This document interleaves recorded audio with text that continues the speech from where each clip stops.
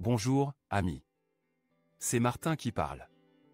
Veuillez regarder cet épisode jusqu'à la fin. Dans cet épisode, nous discuterons de 3 sujets très importants. BRIC vs USD, une bataille pour la domination de la monnaie mondiale? Le grand plan de l'Alliance BRIC pour défier l'ordre mondial dirigé par les États-Unis. Les États-Unis et l'Union européenne s'unissent pour rivaliser avec la dominance de l'infrastructure chinoise. Sujet numéro 1. L'impact potentiel des BRIC sur la monnaie de réserve mondiale. Le récent sommet des BRIC, qui comprenait le Brésil, la Russie, l'Inde, la Chine et l'Afrique du Sud, a suscité des discussions sur les implications possibles pour le dollar américain en tant que monnaie de réserve mondiale. De plus, le sommet a invité d'autres pays tels que les Émirats, l'Égypte, l'Iran, l'Arabie Saoudite, l'Argentine et l'Éthiopie à rejoindre le groupe. Cependant, il est important de prendre en compte plusieurs facteurs avant de tirer des conclusions. Certains analystes politiques soutiennent que les prêts et les investissements de la Chine manquent de réciprocité.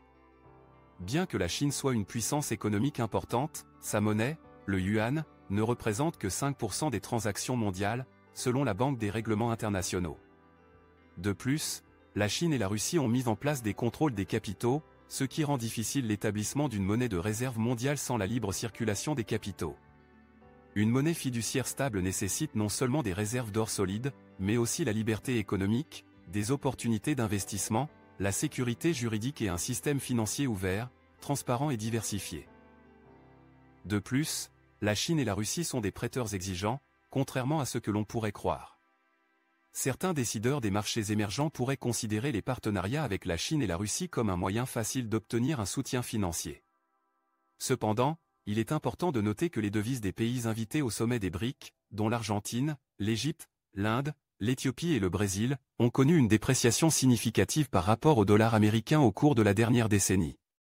Par exemple, le peso argentin a chuté de 98%, la livre égyptienne de 78%, la roupie indienne de 35%, le birr éthiopien de 68% et le réal brésilien de 55%, selon Bloomberg. De même, le rial iranien s'est effondré de 90%, selon The Economist. Combiner des monnaies faibles ne crée pas une monnaie forte.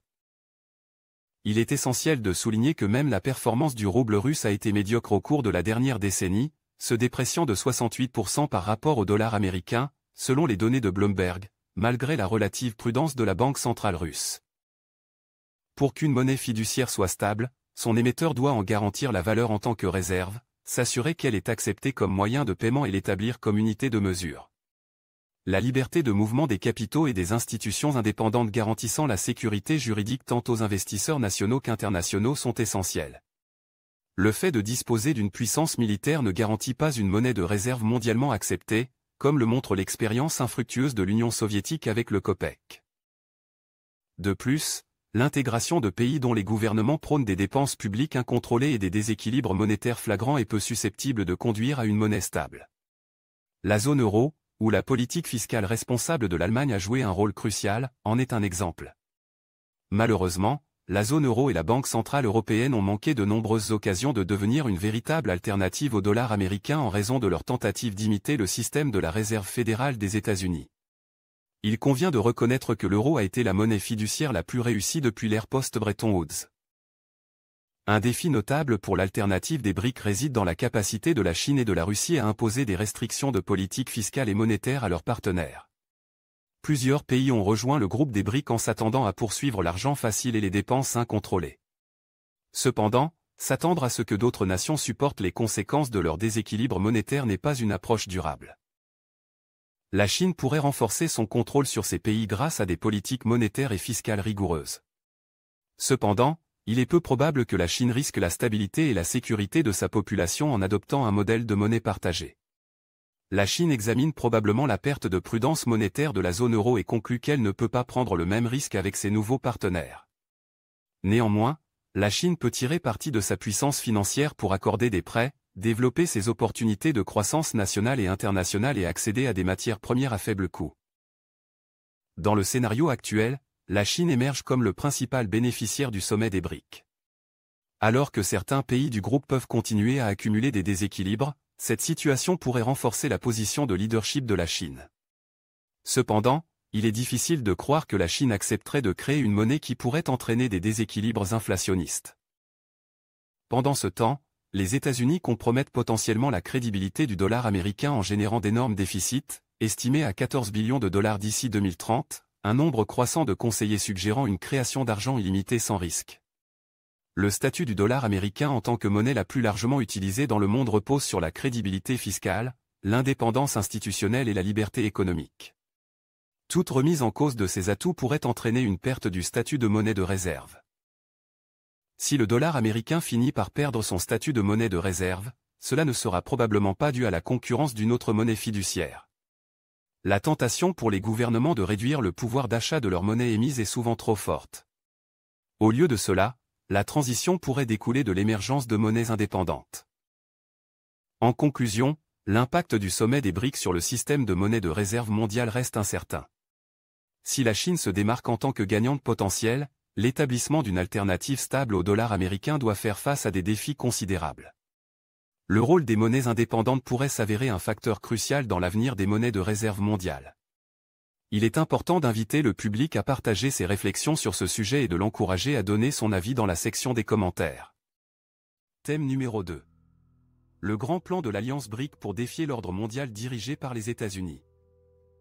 L'élargissement du groupe BRIC, Brésil, Russie, Inde, Chine et Afrique du Sud, avec l'inclusion de l'Iran et de 5 autres pays en tant que nouveaux membres a suscité des discussions sur la possibilité de trouver une alternative à l'ordre mondial dirigé par les États-Unis.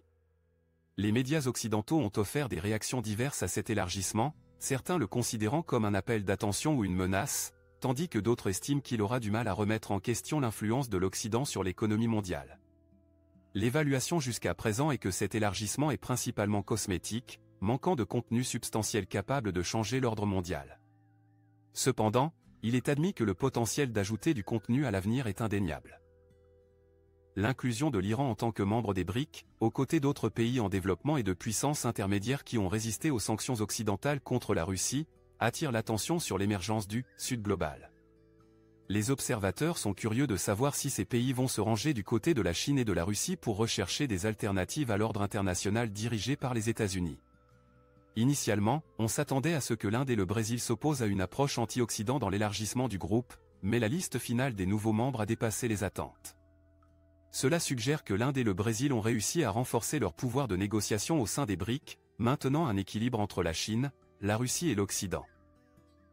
La coopération économique entre les membres des BRIC, en particulier en ce qui concerne l'augmentation des transactions commerciales utilisant leur propre devise, sera probablement le premier test pour ce groupe élargi. La Chine et la Russie, ainsi que l'Inde et le Brésil, ont cherché des alternatives à l'hégémonie du dollar américain. Le président russe Vladimir Poutine a souligné l'importance de rompre avec le dollar en tant qu'étape cruciale vers un monde multipolaire. Le pourcentage des échanges entre les membres actuels des BRIC libellés en dollars américains a déjà diminué, ce qui indique une tendance à utiliser leur propre devise dans les transactions. Les dirigeants des BRIC ont exprimé leur intention d'établir un système de transactions intégré et d'explorer l'utilisation étendue de leur propre devise dans le commerce mutuel. L'attention se tourne maintenant vers l'Arabie Saoudite, un nouveau membre des BRIC, et son impact potentiel sur l'agenda du groupe. Les transactions pétrolières ont joué un rôle significatif dans le maintien de l'hégémonie du dollar, et l'Arabie Saoudite s'est déjà montrée disposée à étendre les transactions pétrolières libellées en yuan avec la Chine. L'admission de l'Arabie Saoudite dans les BRIC a amené les investisseurs à spéculer sur la possibilité d'une augmentation supplémentaire des transactions pétrolières en dehors du dollar, ce qui pourrait avoir des effets substantiels sur l'économie mondiale. Certains dirigeants occidentaux ont minimisé l'importance de l'élargissement des BRIC, en soulignant les différences entre ses membres et en déclarant qu'ils ne représentent pas un concurrent géopolitique pour les États-Unis. Cependant, le président français Emmanuel Macron a reconnu que l'élargissement montre une volonté de créer un ordre alternatif, remettant en question l'ordre international existant perçu comme trop occidental. L'élargissement de l'adhésion au BRIC augmente sa part totale du PIB mondial, des échanges commerciaux et de la population. Il reste à voir si cet élargissement ne sera qu'un exercice de bravade ou deviendra l'épicentre d'un nouvel ordre mondial. Qu'en pensez-vous ? Pensez-vous que les BRIC peuvent trouver une alternative à l'ordre international dirigé par les États-Unis ? N'hésitez pas à partager vos opinions dans la section des commentaires ci-dessous. Sujet numéro 3. Les États-Unis et l'Union européenne s'unissent pour rivaliser avec la domination de la Chine dans les infrastructures. L'Union européenne, les États-Unis et plusieurs autres partenaires ont annoncé conjointement le lancement d'un important projet d'infrastructure visant à relier l'Europe au Moyen-Orient et à l'Inde. Cette initiative ambitieuse a été mise en avant par le président Joe Biden lors du sommet du G20 à New Delhi.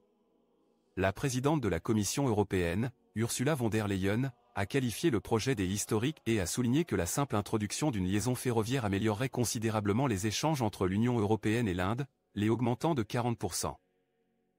L'initiative prévoit non seulement de se concentrer sur les avancées ferroviaires et maritimes, mais comprend également des projets d'expansion des réseaux électriques, d'énergie et de développement de câbles de données à haut débit.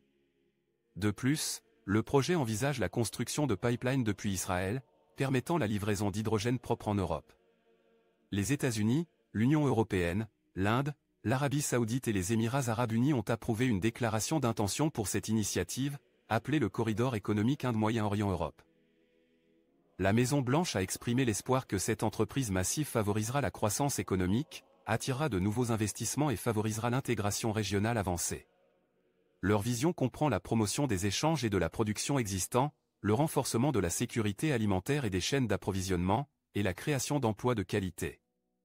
Jake Sullivan, conseiller à la sécurité nationale des États-Unis, a décrit le projet comme audacieux et transformateur, soulignant son potentiel à générer d'importants avantages économiques.